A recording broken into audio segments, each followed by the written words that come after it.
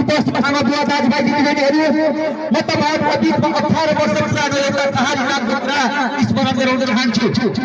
नवगढी क्षेत्रमा नेपाल कम्युनिस्ट पार्टीले नेपाली कांग्रेसलाई र नेपाली जनतालाई नवगढी क्षेत्रका जनतालाई माओवादी नामक एउटा पार्टीले यहाँका सम्पूर्ण कांग्रेसका नेता र जनताहरूलाई हत्या गर्दै मारपिट गरेको अवस्था थियो। त्यसै अवस्थामा दैनिक जारीकारामा हाम्रा बुवा लगायत सम्पूर्ण व्यक्तिलाई सेनाले लात मारेको अवस्था थियो। तपाईलाई यो कुरा मैले स्मरण गराएको हो। दैनिकको जारीकारामा अमर खण्ड लगायत व्यक्तिहरूलाई माओवादी हत्या गर्दै थियो। तर यहाँ क्षेत्रमा नेपाली सेनाको जनताले यहाँका कांग्रेसीलाई लात मार्दै थियो। त्यस्तो कठिन अवस्थामा यो समाज बुझिएको थियो। दुईको बन्दुकका बीचबाट नेपाली कांग्रेस र नेपाली जनता अचालित पर्ने अवस्था थियो।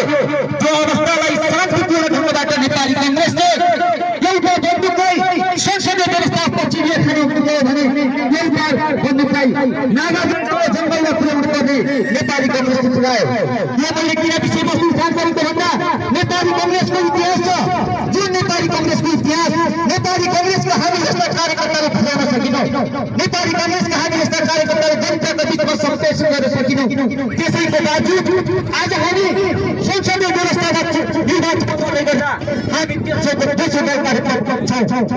तर नेपाल कम्युनिस्ट पार्टीले गठबन्धनपछि यो देशमा ग्यासको पाइप ल्याउँछौं। प्रत्येकका घर घरमा ग्यासको पाइप ल्याउँछौं। हामी रेल ल्याउँछौं। हामी पानी जहाज ल्याउँछौं। हामी दिनको हप्ता 5,000 ल्याउँछौं।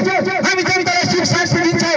तब हामी जनताको शान्तिको शासन चलाएर कम्युनिस्ट पार्टीले आफ्ना योजनाहरू आफ्ना नाराहरू अगाडि सारे। झुटको खेती गरे। जुन झुटको खेती जनताले तत्कालीन अवस्थामा विश्वास गरे। यो देशमा बहुमतको सरकार कम्युनिस्ट पार्टीले बनायो। तर बहुमतको सरकारले आफ्नो नेतृत्वमा चलेको सरकारलाई दुईको सरकारले काम गर्न सकेन। आफ्नो भागबण्डामा आफ्नो निर्वाचित प्रधानमन्त्री हुनेको आफ्नो मन्त्रीको हुने माननीयको हुने राष्ट्रिय सभामा पुग्ने कसले कति भ्रष्टाचार गर्ने कसले कसरी मन्त्री बनाउने जनताको विषयमा सोच्न सकेन। जनताको विषयमा सोच्न छाडे। त्यसैले आज तपाईहरु देख्नु भएको छ आफ्नो जुन घाटेर भोटी गरेर जनताको बीचमा भोट पुरा गरेर जनताको बीचमा आफ्ना गलत कुराका बीचबाट पनि आफ्नो मतदानमा आफ्नो विजय भएर गएपछि कम्युनिस्टले आफ्नो अलमत जनताले दिएको अलमतलाई पुरा गर्न सकेन।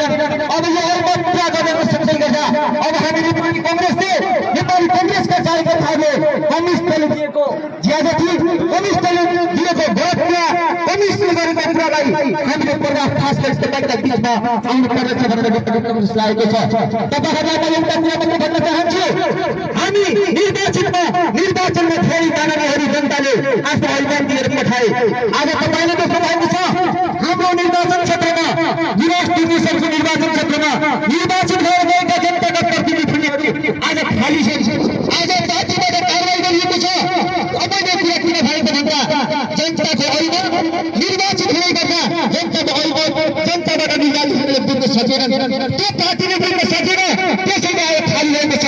र अर्को कुरा पनि म के भन्न चाहन्छु भने यी नौगढी क्षेत्रका जनताहरूले दिएको अलमत पनि अबको केही दिनमा खाली हुने सम्भावना छ।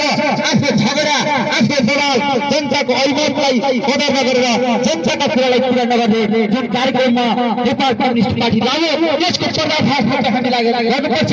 जनताका बीचमा सही सोचलाई सम्प्रेषण गर्नुपर्छ।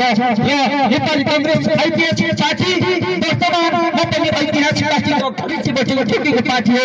अबको समाज अबको नेपाली कांग्रेसले मात्रै गर्न सक्छ भन्ने कुरा हामी सम्प्रेषण गर्नुपर्छ भन्ने कुरा गर्दै आफ्नो शब्दहरू बिताउने।